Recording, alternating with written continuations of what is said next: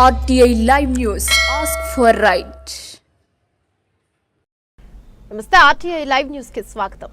ఊరుకొండపేటలో దైవ దర్శనానికి వచ్చిన మహిళపై సామూహిక అత్యాచారానికి పాల్పడిన దుండగులను కఠినంగా శిక్షించాలని మంత్రి జూపల్లి కృష్ణారావు డిమాండ్ చేశారు. నాగర్ కర్నూలు జిల్లా కేంద్రంలో ఏర్పాటు చేసిన మీడియా సమావేశంలో ఆయన మాట్లాడారు. సభ్య సమాజం తలదించుకునే చర్యలకు పాల్పడిన దుర్మార్గుల పట్ల కఠిన శిక్షలు విధించి ఇలాంటి సంఘటనలు పునరావృతం కాకుండా కట్టుదిట్టమైన చర్యలు అమలు పరచాలన్నారు. మహిళల పట్ల కన్ను మిన్ను కానకుండా దుర్మార్గంగా ప్రవర్తించిన దుర్మార్గుల కేసును ఫాస్ట్ ట్రాక్ కోర్టుల ద్వారా త్వరితగతిన విచారణ పూర్తి చేసి కఠిన శిక్షలు అమలు పరచాలని డిమాండ్ చేశారు. ఏదైతే దుర్ఘటన జరిగిందో మహిళ పైన అత్యాచారం సంబంధించి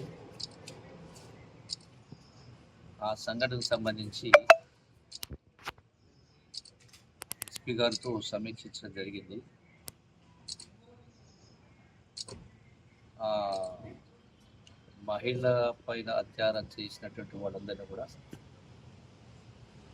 ఇమ్మీడియట్గా ఐడెంటిఫై చేసి సీసీ కెమెరా ద్వారా కావచ్చు, ఆ పాప చెప్పినట్టు సమాచారం ప్రకారం వాళ్ళందరిపైన కూడా కస్టడీ తీసుకొని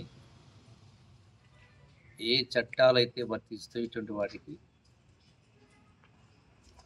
సామూహిక విధంగా లైంగిక దాడి అన్ని సెక్షన్స్ పెట్టి వాళ్లకు జీవిత ఖైదు పడే విధంగా ఆ చట్టాల ప్రకారం వాళ్ళను రిమాండ్ కూడా చేయడం జరిగింది. చార్జ్ షీట్ కూడా తొందరలోనే ఫైల్ చేసి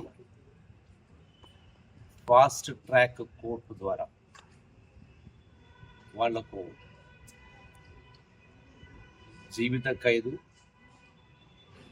పడేటువంటి ఈ సంఘటన సెక్షన్స్ ఉన్నాయి కాబట్టి వాటి ప్రకారం 100% వాళ్ళపైన కఠినంగా అన్ని రకాల చర్యలు తీసుకోవడం జరుగుతూ ఉంది.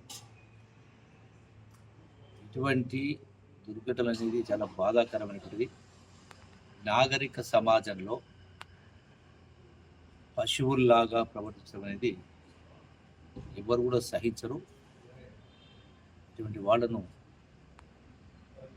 సమాజం పూర్తిగా బహిష్కరణ చేస్తుంది. ఇటువంటి దుర్ఘటనలు జరగకుండా ముఖ్యంగా ఏవైతే భక్తులు వచ్చేటువంటి దేవాలయాలు కావచ్చు, నార్కల్పై ఉన్నటువంటి ట్యాంక్ బండ్ లాంటివి కావచ్చు, సో ఆ ప్రధానమైనటువంటి ప్రాంతాల్లో సీసీ కెమెరాలు ఏర్పాటు చేసి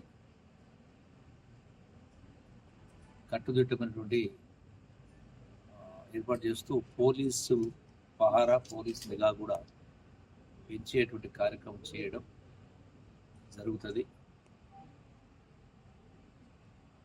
ఇవి జరగకుండా ఉండాలంటే ఒకటి ప్రభుత్వ పరంగా, పోలీస్ పరంగా తీసుకునే చర్యలే కాకుండా సమాజంలో ఉన్నటువంటి ప్రతి కుటుంబం, ప్రతి వ్యక్తి,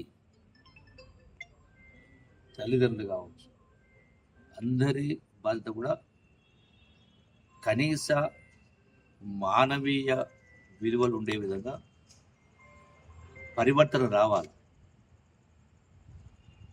ఇలా పూర్తిగా దిగజారిపోయినటువంటి విలువలు ఉన్న కారణంగానే ఆ విలువలు ఉన్నటువంటి చదువు కూడా కొరబడ్డది కాబట్టి ఇటువంటి జరుగుతూ ఉన్నాయి.